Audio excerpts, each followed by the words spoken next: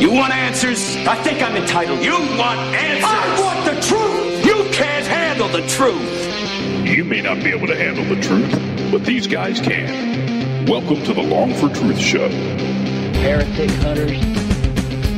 Hey, what do you think of these guys? I think they're damned and on their way to hell, and I don't think there's any redemption for them. You stink, frankly. That's the way I think about it.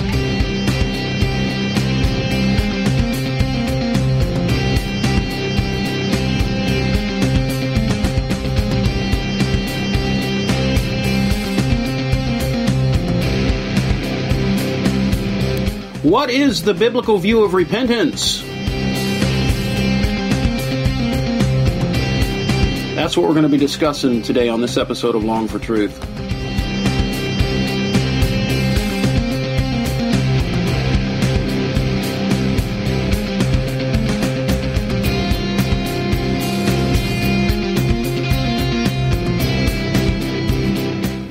All right, welcome to Long for Truth. My name is Dan Long. What is the biblical view of repentance? Is repentance a change of mind towards sin? Or is repentance a change of mind toward your self-righteousness? These are important questions because we're going to be talking about, once again, we're going to be talking about Joseph Prince on this episode. I listened to a sermon the day before yesterday by Joseph Prince on the topic of repentance. And I wasn't even going to do it. I actually had saw the episode title earlier in the week, and I thought, yeah, you know, I'm just not going to listen to it. And then the other day, I subscribed to his podcast, and so I said, you know what, let me just download it and see what he says.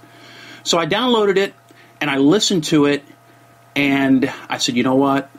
I'm going to do another podcast. We're going to do another podcast here on Long for Truth about Joseph Prince, because Joseph Prince has an unbiblical view of repentance. Now, we've done several episodes on Prince, and you can go back through and you can download the episodes and you can listen to them. Steve and I did one, and I've done a couple solo, but This is really important. I actually Googled Joseph Prince yesterday on the internet, and I said, you know, let me just see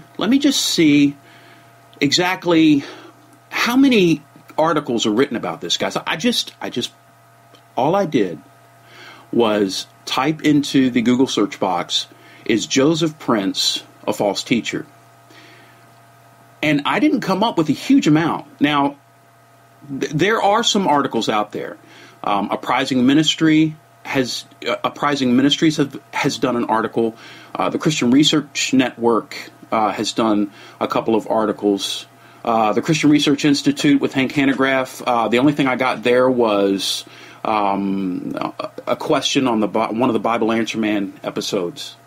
But in my opinion, Joseph Prince is one of, and I've said this before on other podcasts, Steve and I have both talked about this.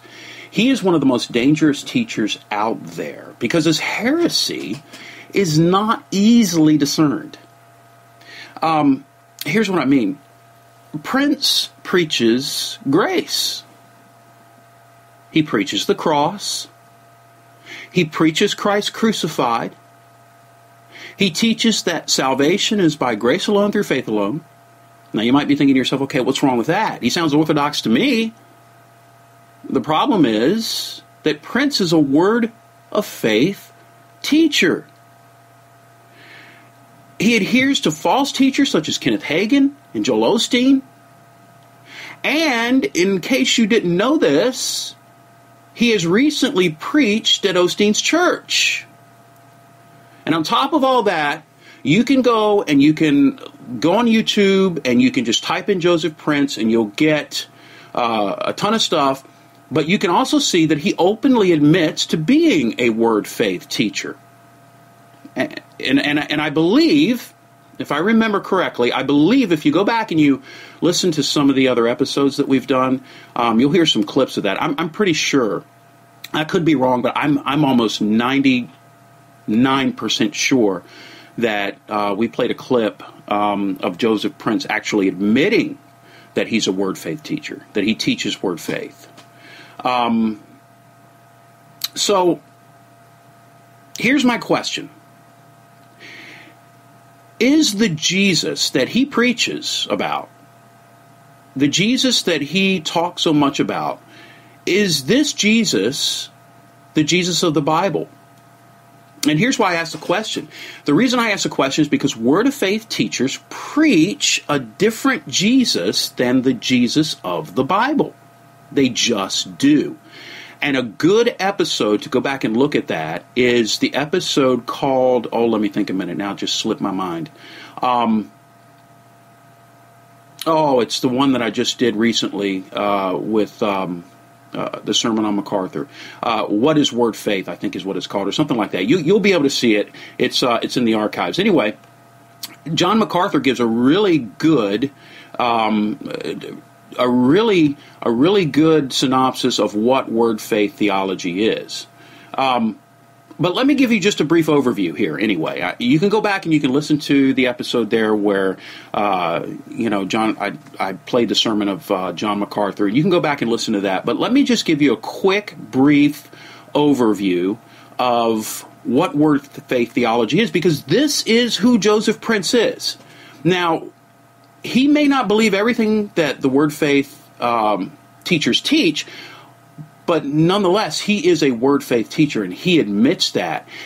So let me just give you a brief overview of word of faith theology. First of all, God created this world and everything in it, including man, using what is called, by word of faith heretics, the force of faith.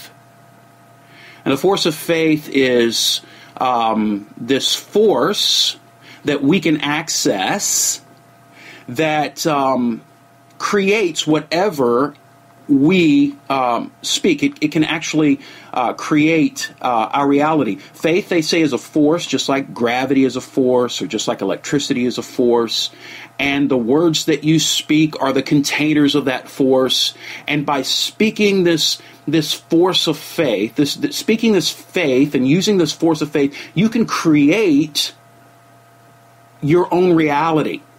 Okay? And so they say that God himself used the force of faith to create the world, to create the universe, to create, man. And he did that because he wanted to reproduce himself in the earth. And so what he did is he created a little God, one in his very image, by the name of Adam. Now, Benny Hinn says that Adam was a super being. He was a super being. With one thought, he could be on the moon. Yeah, he says that. With one thought, Adam could be on the moon. And he does all this by, of course, using the force of faith, because Adam was created in the image of God, and he himself was created as a little God. Eve was originally supposed to give birth out of her side, but because Adam sinned, she now gives birth down there between her legs. Originally she was supposed to give the birth out of her side, but now because of sin, God turned the thing around, according to Benny Hinn, and now she gives birth there between her legs. Yeah. Word faith also teaches that Adam and Eve were created, as I said, as little gods. And the problem is that when Adam sinned, Adam sold his godhood to Satan. And that made Satan the god of this world. So this kind of left God on the outside, desperately looking in, desperately looking for a way to get back into this earth realm. Because by Adam selling his godhood to Satan for a piece of fruit, God lost all stock in this earth realm. This is crazy, crazy stuff. But in a nutshell, this is what they believe. So God needed a plan. So he finds a man named Abraham, and he takes the bait and makes a covenant with God. And God blesses Abraham, and through Abraham and down through the prophets, God begins to positively confess using the word of faith, positively confess the Messiah into the world. So then the Messiah is born. Christ, of course, when he was on this earth, had a big house, a nice house, wore designer clothes, all that stuff. They say this. This is no joke. This is what these word faith teachers say.